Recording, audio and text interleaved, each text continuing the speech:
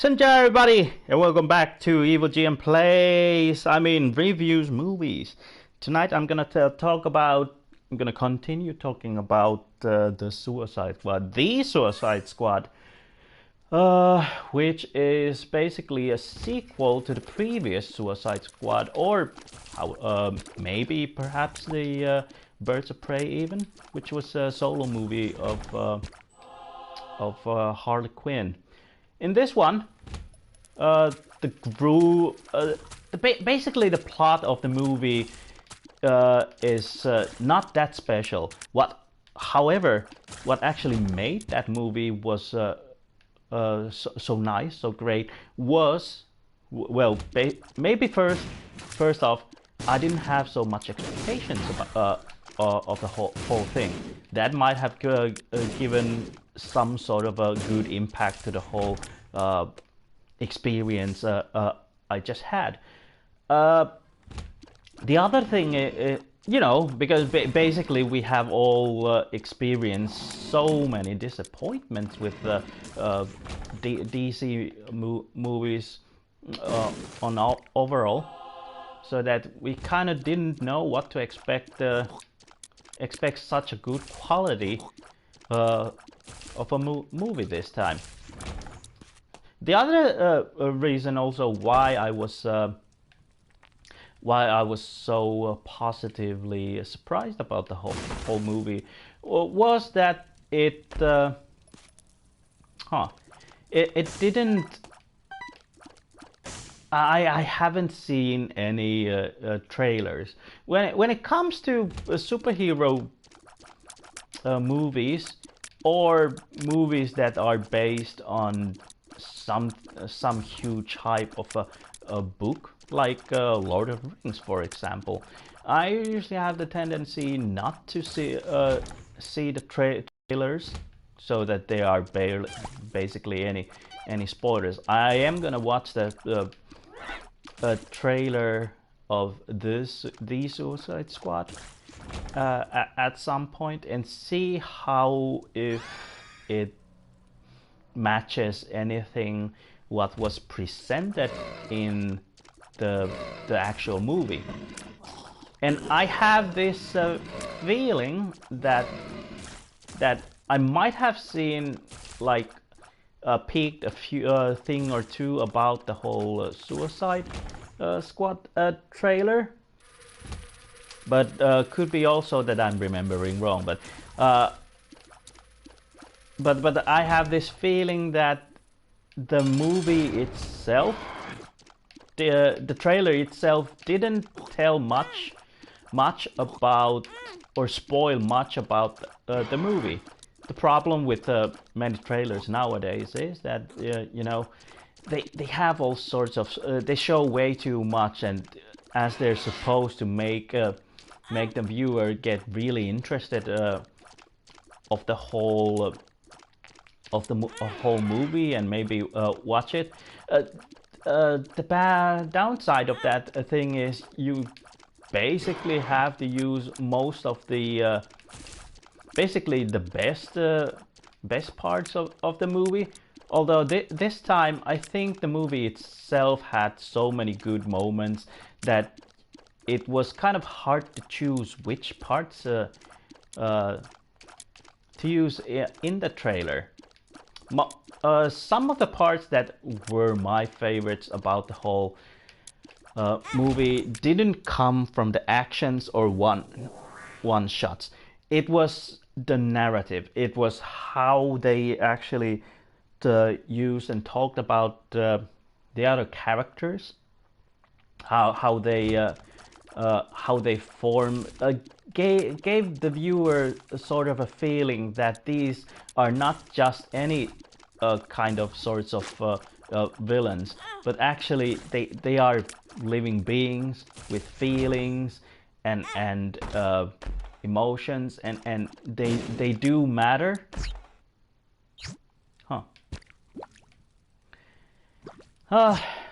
And that's yes, that's what this movie actually made made the viewers think. They made us care. Because what was the story behind the polka dot guy? And when you heard how he was treated by his mother when he got that intergalactic virus or whatever that was, you kind of thought that that's bad. He wasn't just a bad guy. He was just you know, a victim by his mother, and things could have been a bit better for him, I guess. Same thing in the start with the instead of using a Deadshot, I think they used some other guy who had some sort of similar skills as Deadshot. Although the point of Deadshot was that he would also most of the time just score bull eyes, yeah, and almost hit every time. But with you know, this basically so-called the main protagonist, even though I don't think this had any main. Oh, you son of a gun! Did have any main protagonist. There were some main characters that were followed more than other characters, and the story of this character was told at the start of the movie, so that you could actually see what's the thing behind all this. How the movie actually started was kind of nice, since it started with a bunch of groups, a forming of the group, and seeing how many of them died. You kind of realize that's the what was the point of the Suicide Squad?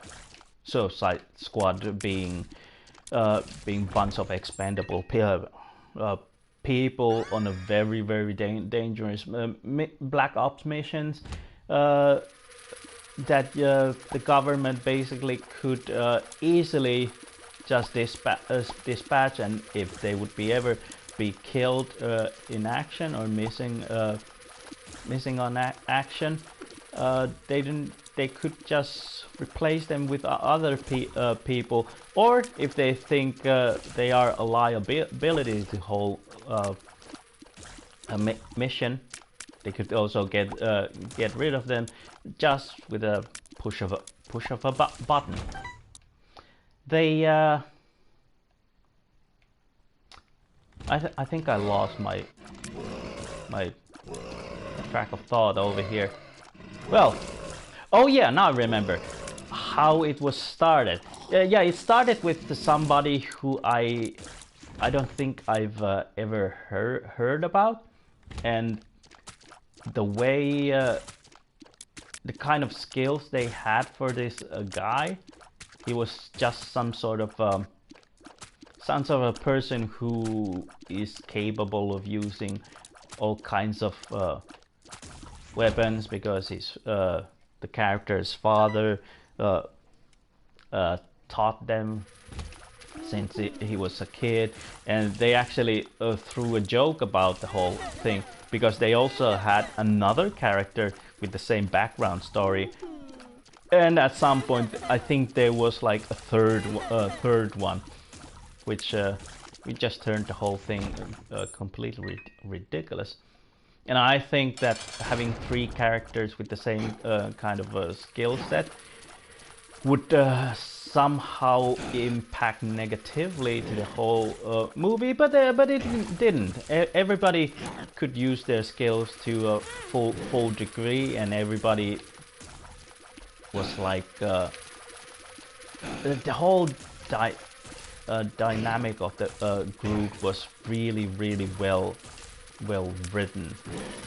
and of course the group wasn't like I don't think it tells about the characters who were chosen for this mission, that they weren't, you know, super evil baddies just because they're all nuts. That was the reason why nobody basically wanted to kill. They didn't want to kill each other. Everybody was aware that they had this bomb attached to their head, and if they would f up the mission, they could be blown away.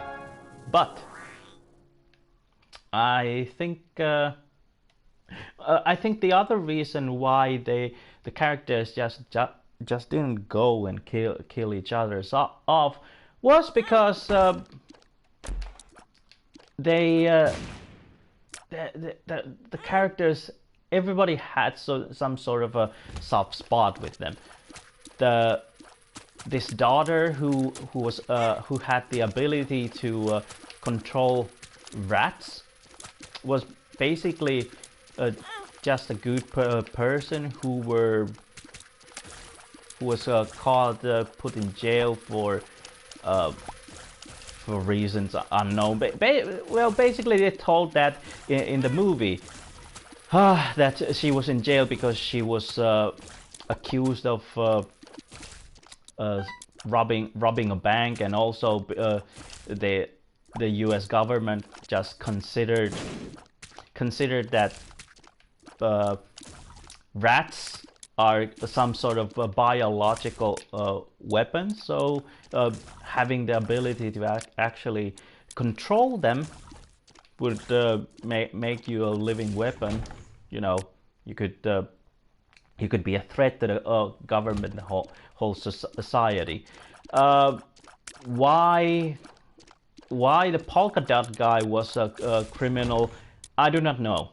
I'm certain it has something to do with the fact that maybe he killed his mom, but then again, his mom was like one of those people who just wanted to experiment with the whole intergalactic virus, and you know,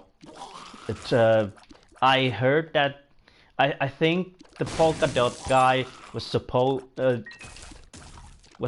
to be a superhero, or at least the mother was supposed to build her children to become superheroes, but with ups and downs, and basically you would consider, maybe you would consider Polka Dot a failure. I don't know, but all in short, I think he was in jail because he killed his mother. And it was also referred that Polka Dot guy was also mentally imbalanced, because he had some mental issues and kept seeing mother everywhere. Not sure if that's a whole side effect of the that virus, or was it just developed after being treated so badly by his mother? Well, I also don't. They never explained. Might be that they do explain it. The past of the King Shark in deleted scenes or director's cut, but in the movie, the theatrical release, at least they didn't say much about the character itself. They did mention that some people considered him to be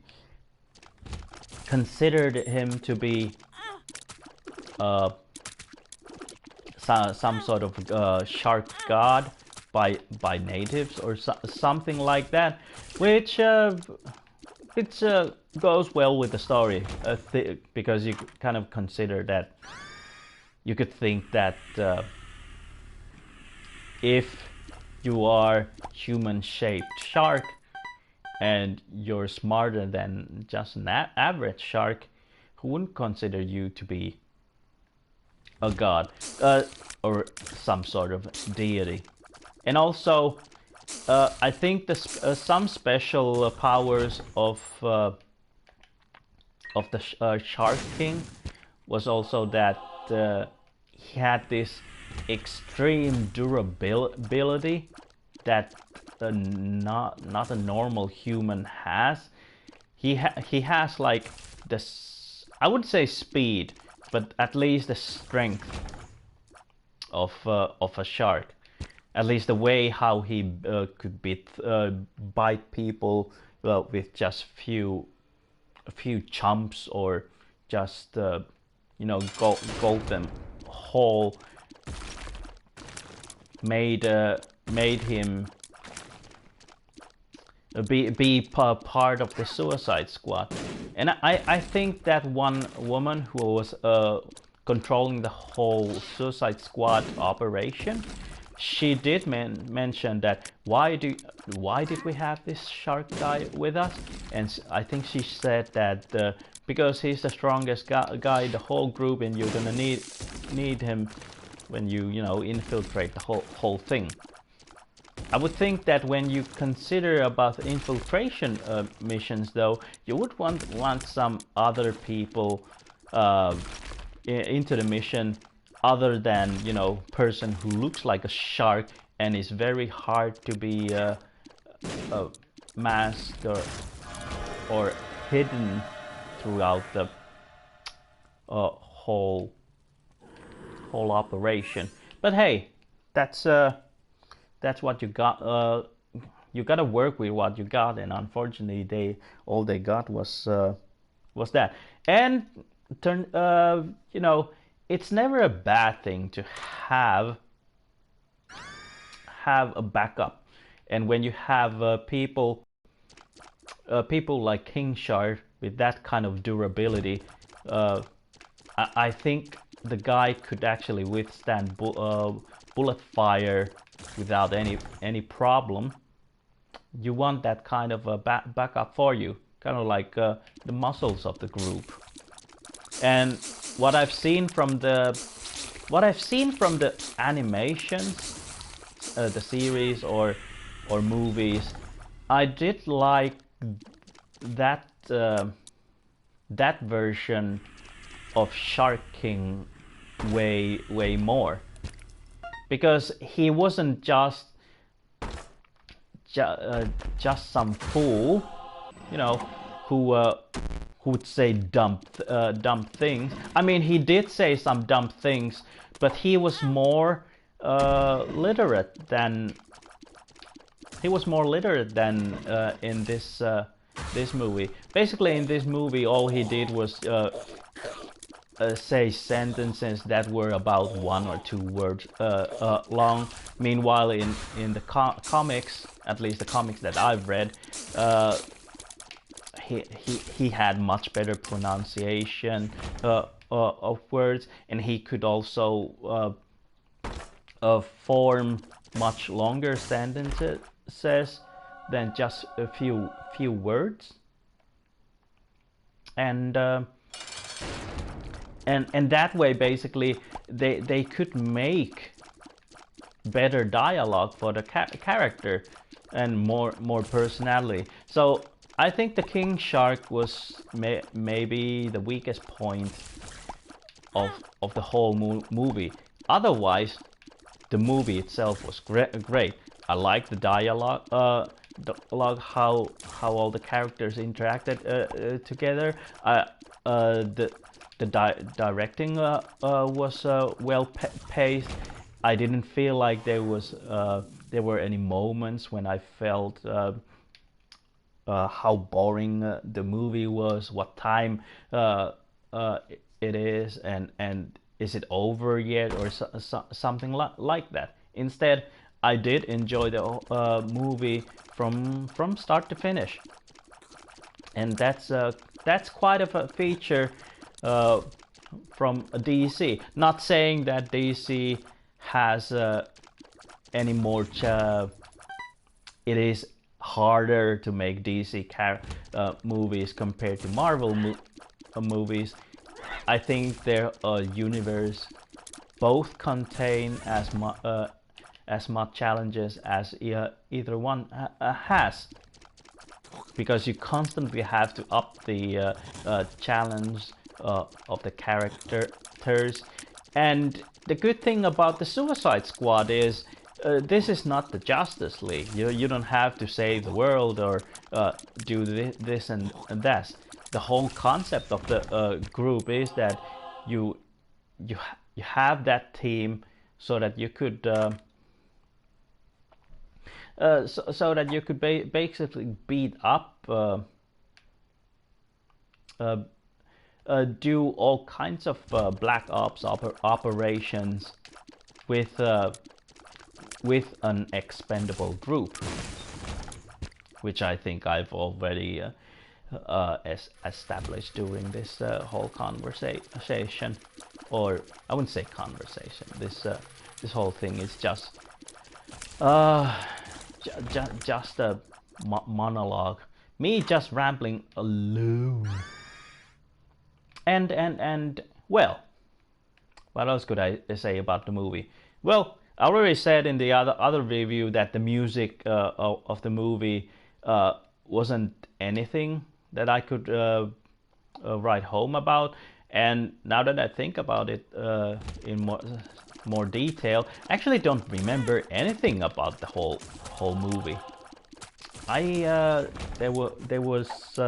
don't think there were any memorable moments with the movie music itself, which kind of also says that the music did what it was supposed to do. Most of the time, in the music in several movies are there for a reason, so that it establishes some sort of a cinematic moment, and you could it does give an impact to the scene. But when there are songs or music that are memorable, of course that's just extra and considered a pro, because why not have music in your movies that people would remember for ages. Well, speaking of Indiana Jones, Star Wars, Jaws, or whatnot. Maybe this tells something about John Williams. Maybe John is just an excellent composer, and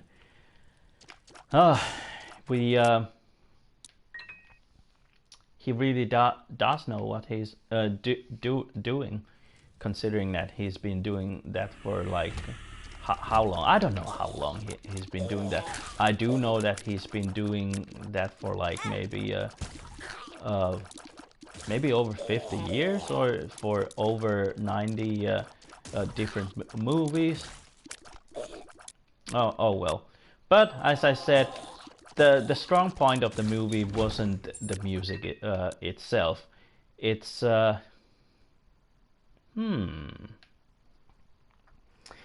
it's more like the writing, the dialogue, and the general feeling that you get from the movie when you watch. It was entertaining. The action packages wasn't too long or messy, and they actually, what I really loved about the action movie actions in the movie was that they didn't use that freaking shaky camera. All the scenes that you could see were pretty much clear, and you could actually understand what was happening in those action scenes. And when they did use slow-mo scenes when it comes to action, they were used with Harley Quinn, and when which kind of fits which also fits to the style of her style of fighting, because the other characters are like the muscles, and they go with the big bang. They keep shooting people, and well, Harley does that also. But you know, uh, how Harley, the superpowers of Harley is that she knows how to manipulate her enemies, and she also knows how to. She's absolutely extremely agile and athletic, which is reflected with her. Which is reflected in the way how she fights, and this is what actually makes it fitting that most of the action scenes that have slow-mo is used for Harley herself.